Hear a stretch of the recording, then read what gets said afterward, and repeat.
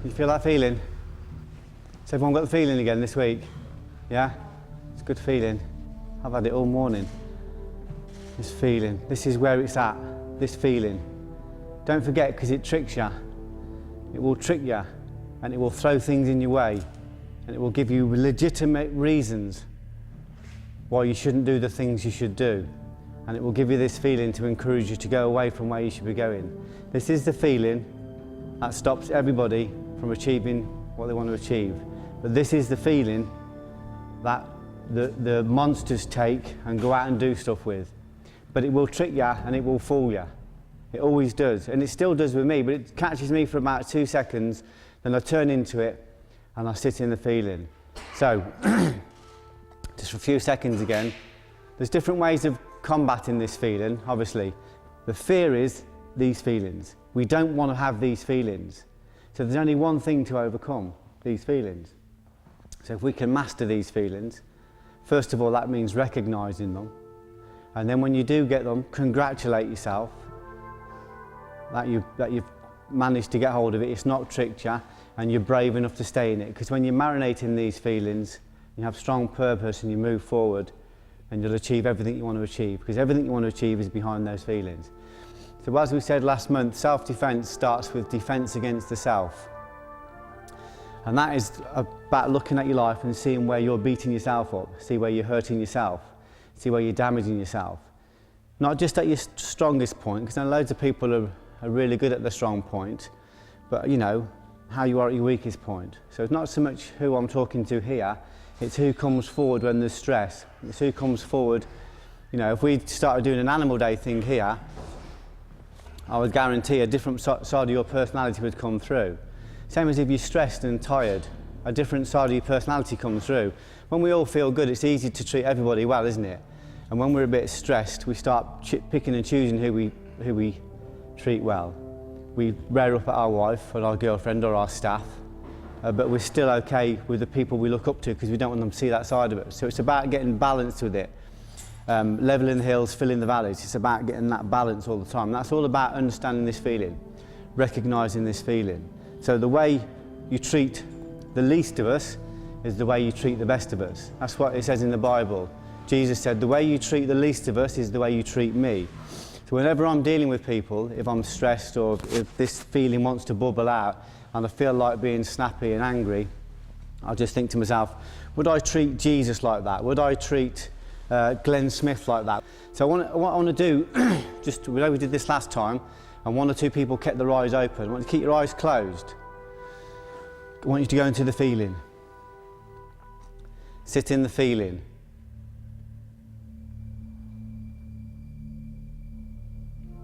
Go right into the centre of the feeling. Very centre.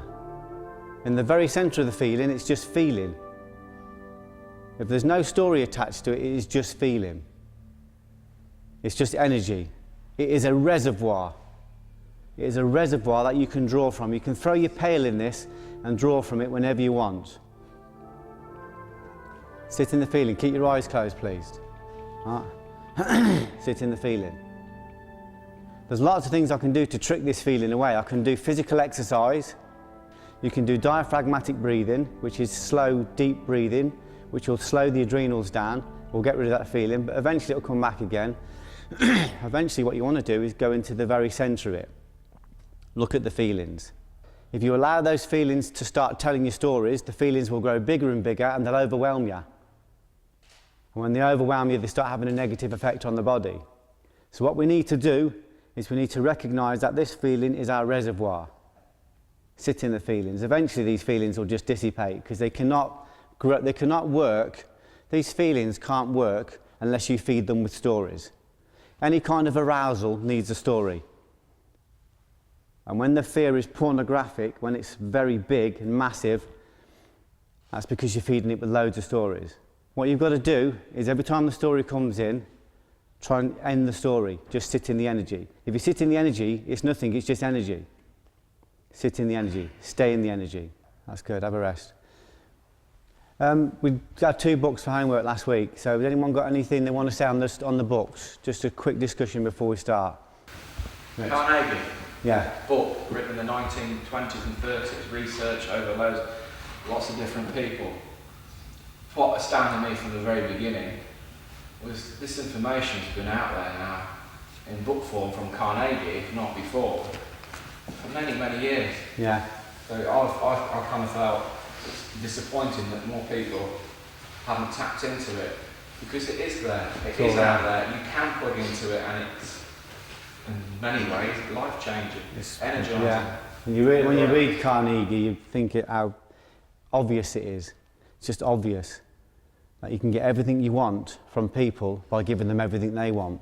It's just really about being a nice person, you know. I was talking to a guy the other day who was telling me about his friend who's a top salesman, and he said he couldn't understand why he was the top guy in the business.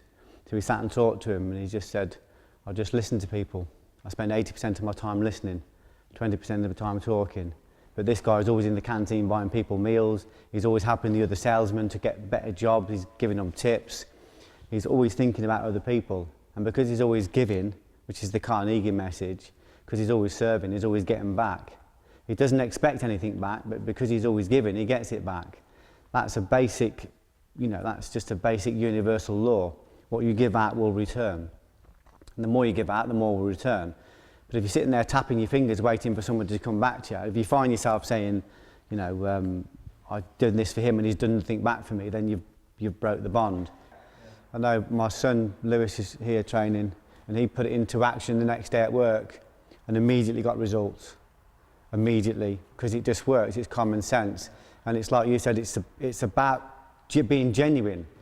It's not about doing stuff, it's not about hidden agenda. The amount of time I've done things with people and I'm seeing them looking for hidden agenda, and there's no hidden agenda. And I say to them, I'm doing it because I love you. And I go, but you don't know me. Well, it doesn't mean I can't love you. Because I love people. I see everybody as a projection from me. And I have bad days. We all do, you know, we all fall off. I try to come back to balance and apologise really quickly. I have bad days, whether it's with my kids or with my wife. I own it very quickly and come back to the centre. One of the great things about self-knowledge is that once you've got it, you can't trick yourself. And I've spent a lifetime tricking myself, but I can't trick myself because I know everything comes from me. So, you know, everything out there I bring back to myself. Excuse me. So, yeah. When things go wrong and you do have a dark day, do you beat yourself up about it? Do you blame yourself? I have short spells of doing that and then bringing myself straight back to centre. So it may last a few seconds or a couple of minutes, but not long. I read something about the Dalai Lama once, and they said the guy was a face reader was working with him, and he said it was obvious that he still registered all the emotions, he just didn't hold on to them. He got rid of them normally within about 2 or 3 seconds. So it's not about not being caught out. It's about the fact that you come back to balance. You bring everything back to yourself. And when you bring everything back to yourself, every single thing, then you have control of yourself. And when you have control of yourself, you have control of the world. Because you really can change the world. You really can change everything that's going on around you. You have that choice. No matter what you feel is forced upon you, you have the choice to, your reaction to that is your choice. So if you look at this month, you've got that book to read and you've got the Fence DVD, but if you look at Man's Search for Meaning by Viktor Frankl, Richard will put it on the website for us if you don't mind, Rich. Man's Search for Meaning, Viktor Frankl. This is about a man that was in very, very adverse situations in a prisoner of war camp and chose to find something positive from it, and chose from that dark place, from that dark restriction, he found something amazing. When you're stripped of everything and you physically can't do anything, you've got no choice. That's why I always say, it's very hard to excel in this life without bumping into God.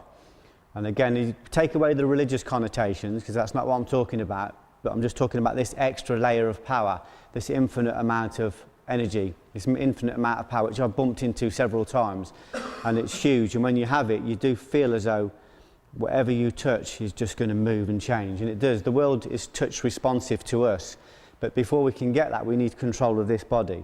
We need control of this. So eventually, at the moment, we're looking at physical self-defense, but ultimately, by the end of the course, I want you all to be thinking about metaphysical self-defense. So you're not going around worrying about fights because you're thinking about bigger things. You're thinking about huge things. You're thinking about, you know, how great your life can be and how much you can achieve, you know, and about the fact that there's no limitation. We'll just give you an example. That started on a toilet seat in a factory when I was, this is Watch My Back actually. That is the original Watch My Back. It started 15 years ago. I was working in a factory, believing the same as everybody else believed, that the world was terrible and that it was about us and them and you couldn't do what you wanted to do, and poor old me had a difficult upbringing, I wasn't educated. I wrote a book on the toilet, that became 3 books, that became 1 book, that became a BAFTA, that has just become a £2 million feature film. That's become my whole livelihood really, that's changed my whole life. Because writing 1 book, taking this tiny acorn, because if you imagine that initially was in my head, that was just stories. I put it onto paper in a factory, about 5 different coloured pens in there, and I had it in that form for about 2 years because I didn't have a typewriter. I didn't even know anybody with a typewriter. Can you believe that? Never knew anybody with a typewriter, never knew anyone with a computer.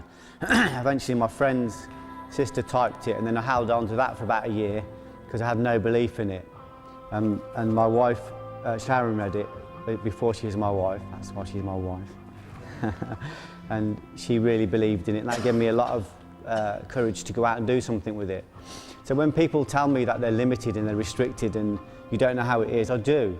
And they say it's not, you know, I spoke to somebody last night, a guy called Kevin. His wife wants to become a writer, and I was talking to her husband, and he was saying, the thing is with me, he says, I'm realistic. I like to be realistic. And I felt like walking out of the room there and then, because they said, well, if you want to talk realistic, you're absolutely fucking in the wrong company. Because nothing I do is realistic, nothing at all. You know, I look at the completely unrealistic, the completely impossible, and that becomes my challenge. The reason it's good to feel that is because you can physically feel, you know, it's what that represents to you. Does that represent a black belt? Does it represent £1 million? Does it represent, you know, a healthy body? Does it represent a good relationship? Whatever it represents, I mean, that's a global award, and that comes from a factory toilet. So if I can take, and I'm an ordinary person, I'm very tenacious, I have a lot of fear, but I deal with that, I work with that, but I'm an ordinary person. I left school with no education. I'm an autodidact, I have educated myself, but I know there's no limitations. The only thing I'm limited by at the moment are the things like that. I'm limited by my own fears.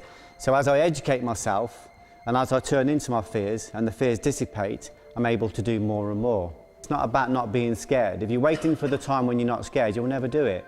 You're always going to be scared. It's not about overwhelming yourself either. You can creep up on it, you can jump in the 16'6". The main thing is that you're moving forward. You don't have to go out and give up your job now. If you've got a job, if you say if you wanted to be a full-time martial arts instructor, it's not about saying I'm going to give up my job this minute. And that can work. It's about looking at your job and thinking, okay, I've got a job, it's earning me £300 or £400 a week. I'm going to live off that while I build my business. And I'm going to go out and be I'm going to be an instructor. Whatever it is you want to do. You know, myself, Glenn, you know, Richard, you know, and Steve who's filming this, we're all out doing what we love to do. All my friends do what they love to do. None of them do proper jobs. I watched a programme with Alan Titchmarsh once, and he was talking about flowers. He said, look, this isn't hard. They want to grow. They want to grow. You just have to give them a bit of assistance. So that's the same with you. You have to give it a bit of assistance. And if you want people, I was talking to Craig, if you want people to come to your classes, you need to have had a journey. You need to have done something difficult. That's why I really admire all of you for being here. So we're going to start with a warm-up. We were going to do some full contact grappling, wasn't we? I forgot about that. So we'll do a warm-up for us, Al, please.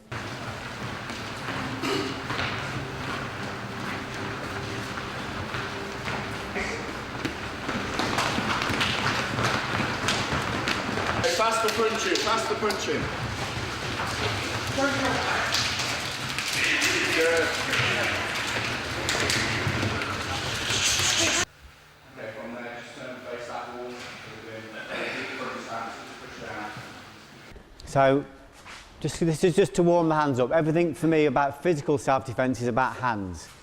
That's the range you're going to be given. It's going to be about 18 inches.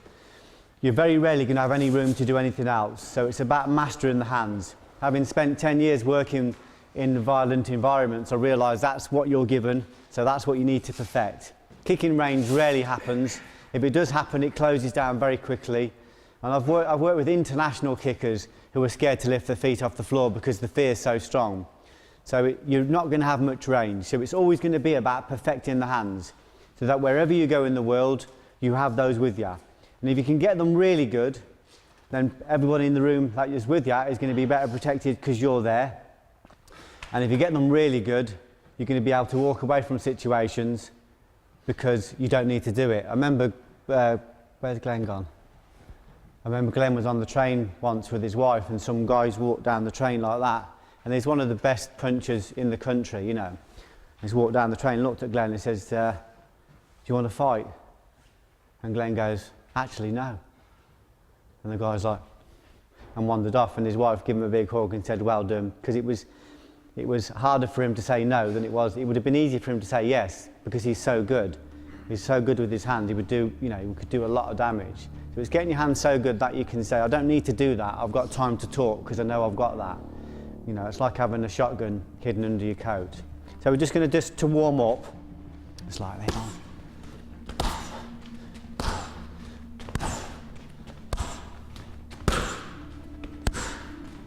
See how I'm changing with him? Just do that with me. So if you just go punch, step, punch. So you're just doing crosses. Yeah? And we're doing it nice and light. The idea with this is how I used to always start my sessions with my feet. Just kick, kick, kick. And if you do it every single session, warm up with your hands and do loads of punching, you'll get your hands really good. So just try it again. Just trying to get the weight moving. Nice and light. Okay, when you're ready, if you need assistance, don't hesitate to ask.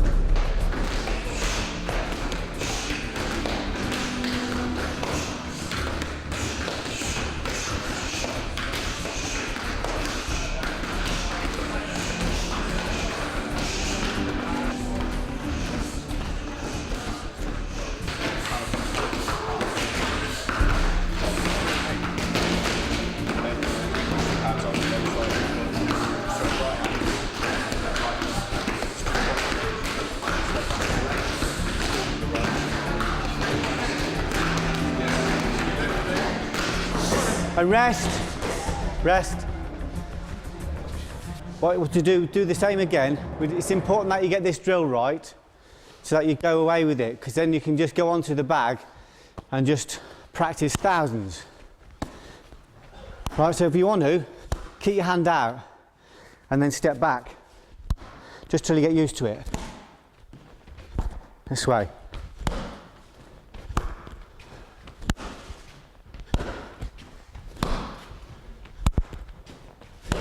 The idea of these drills is that you can end up just doing thousands and thousands. And we're doing thousands, you're going to get really relaxed, really loose. We want it so that you're really, really loose with your hands. So there's no tension at all. So if you're in a foam box or in a farmer's field, you can still drop your hands down here. So if you're here, the feeling of just doing one punch will be nothing, because you've done tens of thousands. So 10,000 to get the technique, 100,000 to own it. Count it out when you go at home.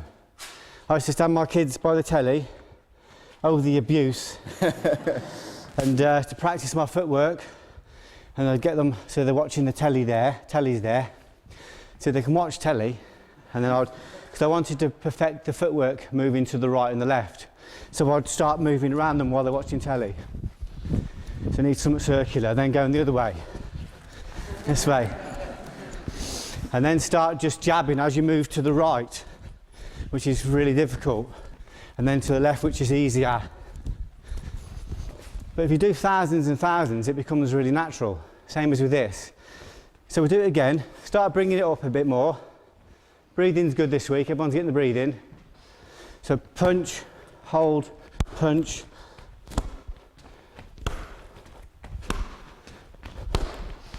And eventually your hands will find their own shape. And it won't be like mine, it won't be like Alan's, it'll be its own shape. Bang, bang. And as you get looser, start letting your body work for you.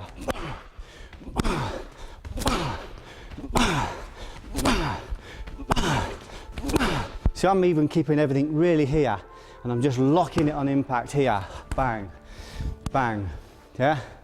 Bang, bang, bang, bang. So let the breathing go, be very relaxed, be arrogantly relaxed.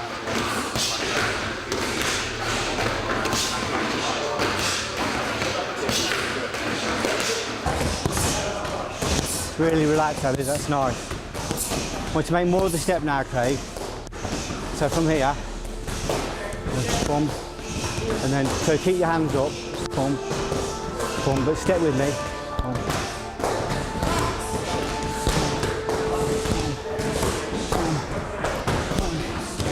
Oh, so it's a proper big cross. Your hands are really relaxed, really loose, they're nice, but more on the cross, more on the legs.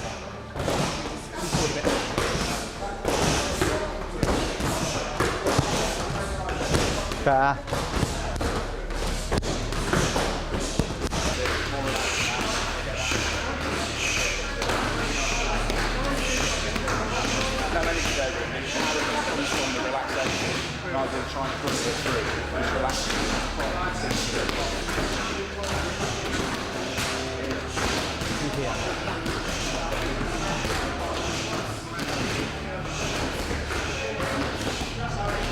Oh yeah. Good. You okay? Yeah. Good. Good. Fantastic. How are you? Good. Good. You okay, mate? You alright? Yeah. Yeah. Okay. Okay. Everyone ready? Same again. So we're going to do it, now we want to try and get out of the habit of using shoulders and overextending. We want to feel, we haven't got the room. You're not going to have the room. It's going to be really close up. You're going to be this close. It's going to be so close that you're going to feel that you're overpowered. There's not enough room. There's never enough room. So you've got to make room from not enough room. At the moment, people are still kind of relying on this and kind of this big long stuff. We want here, really close stuff. So I want to just do it on the body now here. Just get your wrist rhythm. The rhythm's important because for you to do 10,000 repetitions to make these really relaxed and make them part of what you do, you need to get reps. And anything that obstructs that is going to slow you down. That's what we used to do with the judo. Where's Lewis gone? Lou. So with the judo, but if just step forward and back with me. We want to get kouchi, yeah? We just get the step.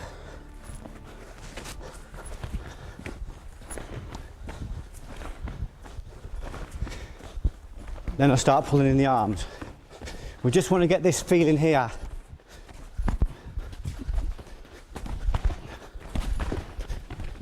Yeah? So the idea is that you get thousands and thousands and thousands done. Thanks, Lou. So same with this, exactly the same, bang. It's important. This is important, this step. So just on the chest to the person in front of you. Thanks, Lou. Okay, have a go at that.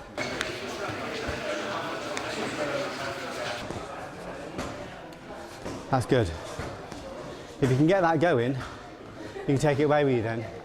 For me, it's just about going from here to here as direct as possible without anything extra. But it doesn't matter if you want to rotate. Okay. Whatever works for you, however it works.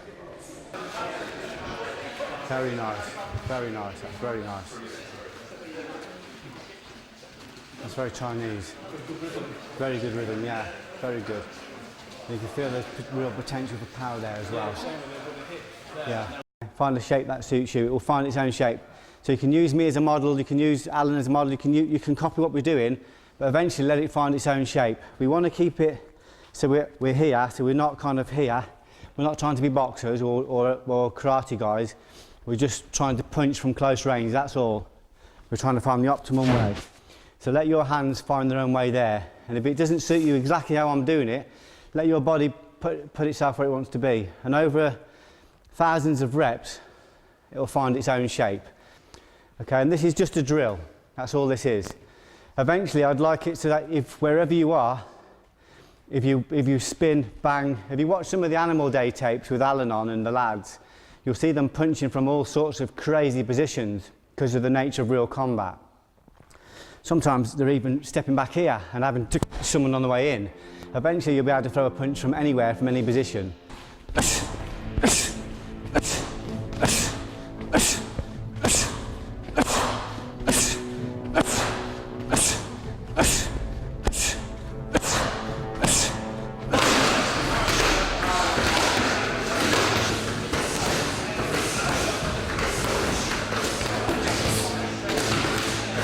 If you can, get the rhythm. Look at the rhythm. Now we want to just isolate it just to one punch again, just to right cross.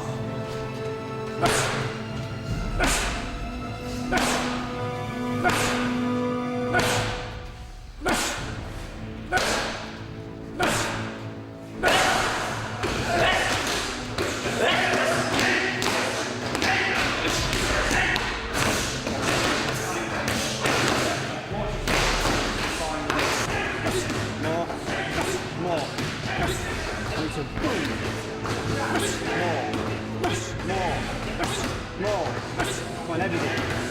Everything.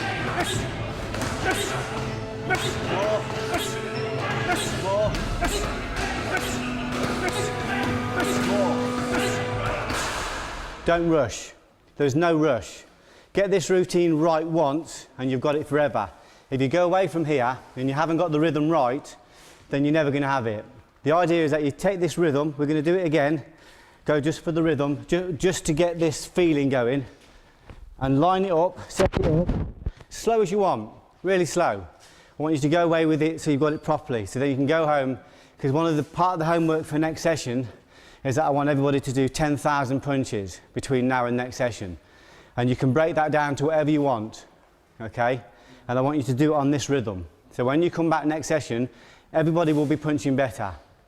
And I want people to stop punching with the shoulder. I want them to start punching a bit lower here, thinking here. And thinking close up, thinking that you haven't got much room here. You're not going to have the room to start going like this. You're going to have to just go bang and drop it in. Okay, so come back to the rhythm again. Can you just demonstrate for us again? And if you look at the shoulders are down, punching from the hara, from the centre. Okay.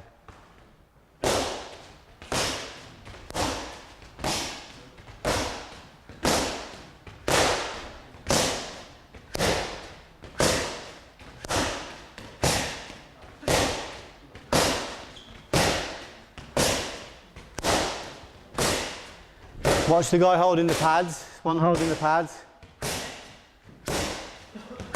Identical footwork. Stop, that's rest, brilliant, thank you. So the person holding the pads is also getting practiced at that same rhythm, okay? So let's have a go at that again. Build it up very slowly and just keep it as correct as you can.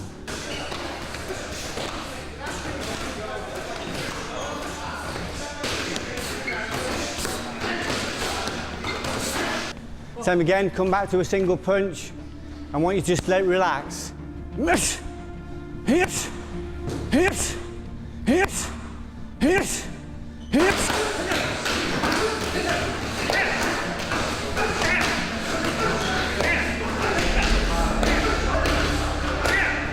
Miss, miss, miss, miss, miss, miss, miss, miss, miss. Surprised yourself there, didn't you? Really good. Really solid, very solid. So, with your partner, stand ready with your partner, work into my count. Just single punches, listen to my count. Ready? Everyone ready? Are you ready? Be ready. 1, 2, 3, 4, 5, 6, 7, 8, 9, 10. Okay, 5 more. 1, 2, 3, 4, 5. Okay, swap around. On me. 1, 2, 3, 4, 5, 6, 7, 8, 9, 10. 5 more, last 5. 1, 2, 3, 4, 5. Which self do you want to defend against? And that's what this is all about. Self-defense is about defense against the self. Okay, so it's really important that you remember that. It's easy to get caught up in the physical. What we want to do is tie the physical up, exhaust the physical, so that we can go on and do bigger things. We can expand. If you get too caught up in the physical, it's like a fishbowl. You know, you see people, I know people who are amazing martial artists who are like 7th and 8th dans and, you know, very physical but still stuck in that fishbowl. Whereas with me, I want to tie the physical up, put a little bow on it, and then go out and, you know, do amazing things. And the amazing things I want to do are all about me getting control of myself. Lift the self by the self, never let the self droop down. The self is the self's only friend, the self is the self's only enemy. You only have to control yourself. Gandhi said when you control the self, you control the world, because everything comes from the self. Gandhi was a big aficionado of the Bhagavad Gita, which is linked quite closely to the Tibetan Book of the Dead and all that kind of stuff. The ego likes to feed on noise, sense gratification, excess, gossip, all the salty, you know, red top stuff, all the kind of, you know, soap stuff. We need to shrink that. That is a reality, but it's just one reality. And if it's not the reality you want, change it for another reality, because there's as many realities as you want. So we have to expand the self. We expand the self by living a clean life, by doing good things, by serving, by sitting in the quiet and the dark, or finding place to be quiet and listening to the messages, listening to what's there. What you need to do is shrink the ego, expand the self. But as you know, sometimes the ego wakes up in the morning before us, doesn't it? And the ego is saying, why am I doing this? What am I going down there for? Why have I put myself in this? And we have to wake the self up quicker, and we have to develop the self so that the self says, we know why we're here. We know what we're doing. We know where we're going. And it's all about going out and experiencing, or even creating as many realities as you can. So if your reality is this, that's what you've created. I think this is a wonderful reality for a Sunday morning. If your reality is that you want to be at the BAFTAs or the Oscars, or that you want to make films, or that you want to sculpt, or that you want to, you know, like Glenn's got a guy, is he going for the European title, Glenn, one of your boxers? One of Glenn's boxers is going for the Commonwealth title. That's a reality that Glenn has created. He has his own full-time gym. He created that. Glenn's an ordinary guy who was working on a building site, setting up scaffolding. And now he runs his own gym, and he's got a great portfolio of properties, and is a wonderful example of what you can do from a standing start, from an uneducated start. That one book here, this one, that's created over £1 million in revenue, that one book. And it was written in a toilet, in a factory. And I self-published that, me and Sharon. It's not with a major publisher, it's not with a big publishing house. I choose to self-publish it because I make more money. It's better for me. That's written in a toilet. You need to remember that. It was written by hand. And it was written by a guy that didn't know anybody that had a typewriter. My reality was very small, and I've expanded that reality to the point where I believe if I intended to fly, I could fly. I said this to a guy last night. He says, well, I guess you could probably construct some apparatus and some stuff. And I said, no, I'm talking metaphysics. If I intended to levitate, I believe I could. It's not what I intend to do, but I believe if I intended to do it, I could. You know, that's what they call one of the siddhis, one of the miracles that you can do when you're an enlightened person. And I think if you have an intention and a purpose and you allow God to come through you, whatever that energy is, you could do anything. Leonardo da Vinci said that when a bird lands in a tree, the whole world changes. Because everything affects everything. That's massive. When you realise that when a bird lands in a tree, the whole world changes because everything affects everything, that makes you want to touch every single person you meet in a positive way, doesn't it? Because everything affects everything. So how I treat the guy that bumps me in the car or you know, or is a bit difficult, or the guy that writes to me and I'm thinking I haven't got time to write back, or someone that wants me to go and do a talk and I'm thinking I haven't got time. Every time I help somebody, every time I do something, it changes the world for the better. And every time I do something negative, it changes the world for the worst. When a bird lands in a tree, the whole world changes. So I'm not going to go on and on. I just want you to, before we start again, I'll do it at the end actually. I've got something I'm going to do at the end, but for now we'll get warmed back up again. So can we have a volunteer to warm up? Thank you. Everyone, next time when asked for a volunteer, hand straight up. Thank you.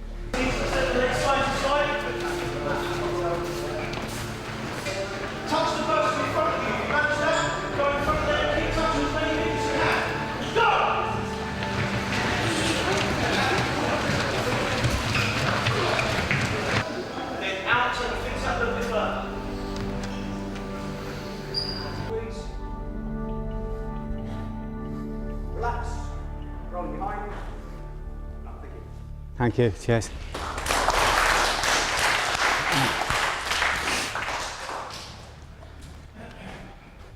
So, just to start off with, left foot back, just this. We're going to start looking at a bit of grappling. The idea here is that not that we try and perfect your grappling here, is that we just try and excite you to go and look at a grappling class, to go and look at judo. Winning in a grapple is all about dominating grip. So if he grabs hold of me, it's all about taking grip back or stripping grip away and dominating the grip. And if I was, you know, wherever I was, if he grabbed me anywhere at all, I would just hit him with my head and dominate the grip. If I had a gi, if not, then here. And then it's all about just manoeuvring him so I can get him where I want him to get.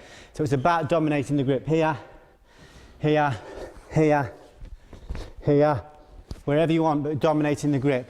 And again, that's neutral. And if it was in judo, that would be neutral. Both got a strong grip. So the idea is for me to come on the inside. If I can come in on the inside, inside, I'm dominating grip. From here, I can throw. It's difficult for him to throw. Don't worry if that doesn't make sense. It took me a while to understand that. But grip is important, getting your grip right. So we're going to just start with a small foot throw. I like the small foot throws because they don't commit you. And you can take big guys over with them. It's about leaning them over so that the weight is on the foot you want to sweep. And then just knocking them over with it. Yeah? So we're just going to step forward, step back. Just get this first. I want to get this right so that when you go home, you can practice on your own or with somebody.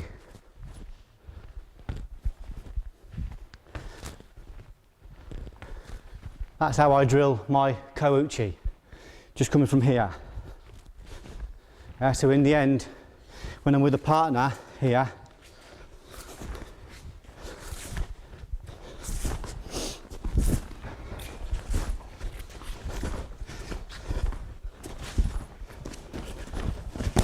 so I can do, you start off with just walking back and forward, and then you start just moving around the mat and looking for it, just looking. Yeah, so eventually you can do it from one leg here, but to do that you've got to be able to drill it and drill it. So start off just here, and what we're going to do, pull, just that. Okay, thanks Lou. When you're ready, nice and steady, that's good, beautiful. It's really good, That's good, very good.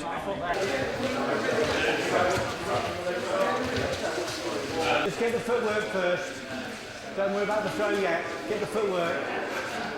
It doesn't matter if you've got shoes on, the shoes off, but yeah, I mean, I'll do it with both.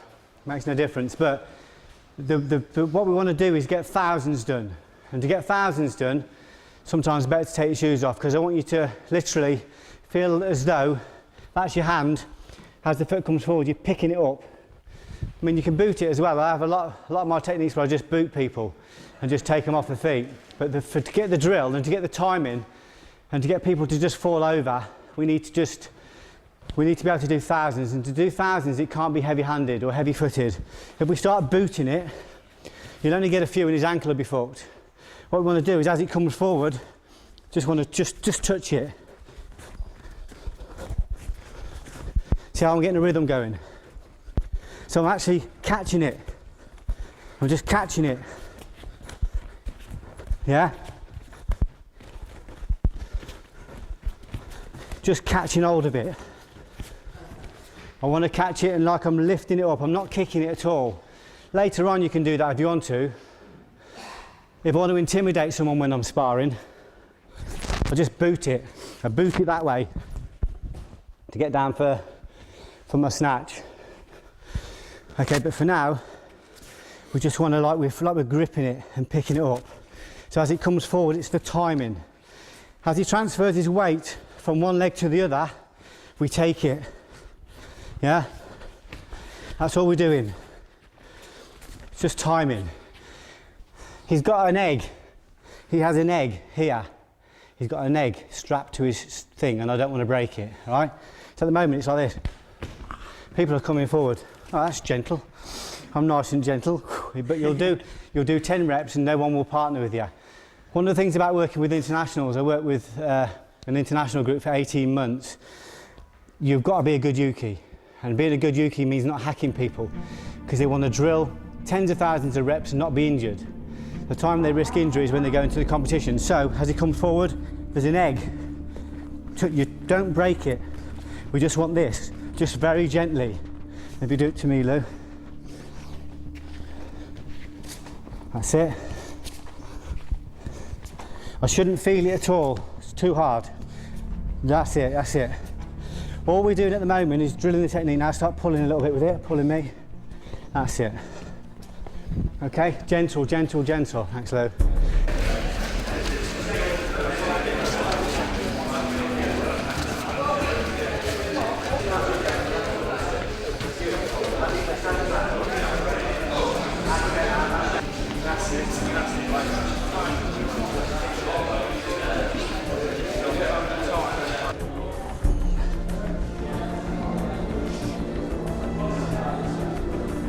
Just touch it for now and try and get the timing. That's it, beautiful. That's the rhythm, that's the rhythm. That's fantastic. Now don't break that, do that until you've got it. Okay, rest. Okay. Just watch me. So I'm going to do this time. Think of your line. You can do this, just draw a line on the floor at home. Step back. This is the way you can drill techniques, just the footwork. It's like driving. If you're having to think about the footwork, if you're having to think about the steering wheel and the gears, it's awkward. So what we've got to do is we've got to get this off rote. So you're just stepping back and forward here.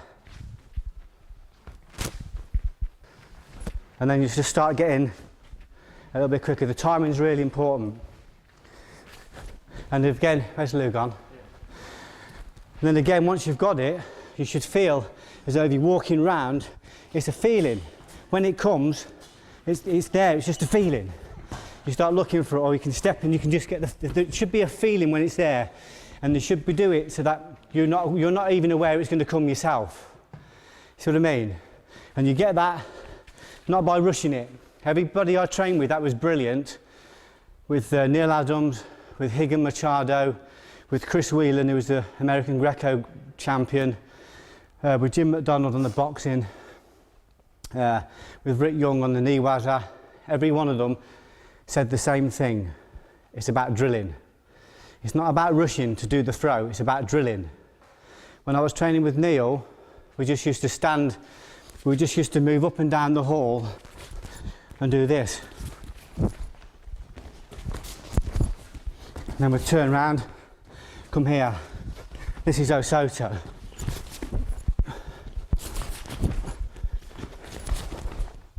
And turn around again.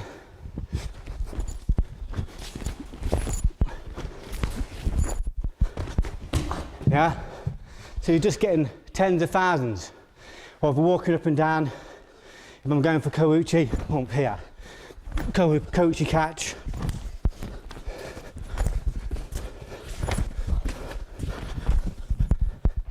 I'll show you how Lewis does it with Taitoshi.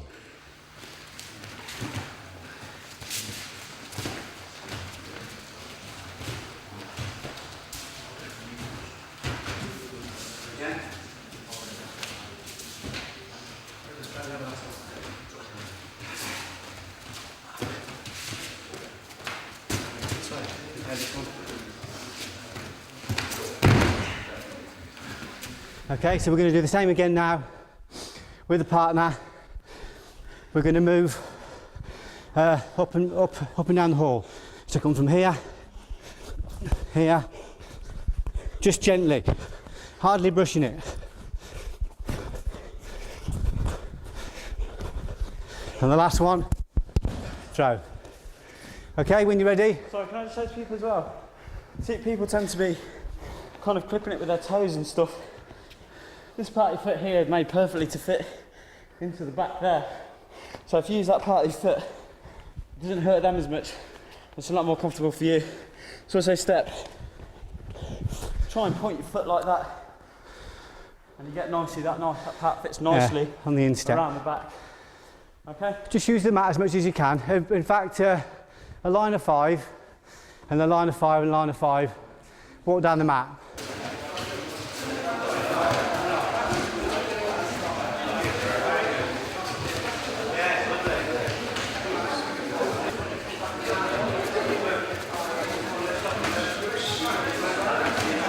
Just step forward and let him sweep. Come on, same as a drill. Just step with that leg, that leg. This leg here, darling, that one. Just. That's all we're doing. That's it, just slow it right down, that's good. Nice, Pete. So now we're going to go around the mat. So this is the way you should drill. You should drill very slow. And when you're teaching, I'd like you to see you do the same. If you're teaching technique, slow it right down. Think about the down in the Santo example with the ball. Don't start by throwing it really fast. Slow it down. Get the technique right first time. Okay? This is what we would do at the judo. Just practice it like this. And then we would practice it in a line. And then we would use the mat. So now I'm just going to wander around the mat and I'm going to look for it. I don't want him to help me. I don't want him to do that. Because it just does the opposite. The whole idea is that you look for it and feel it. What I like to do as well is just catch it when I can. I just catch hold of it. So I'm moving around.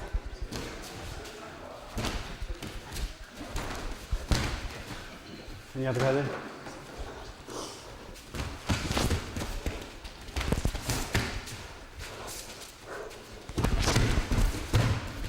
Me.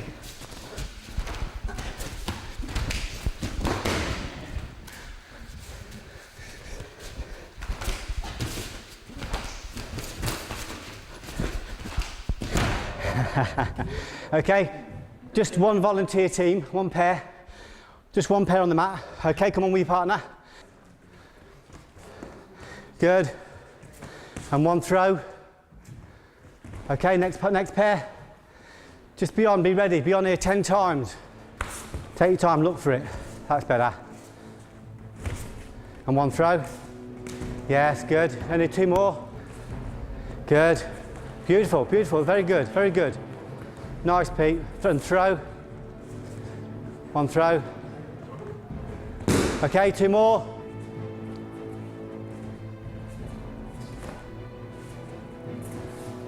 Good, take your time, look for it, look for it.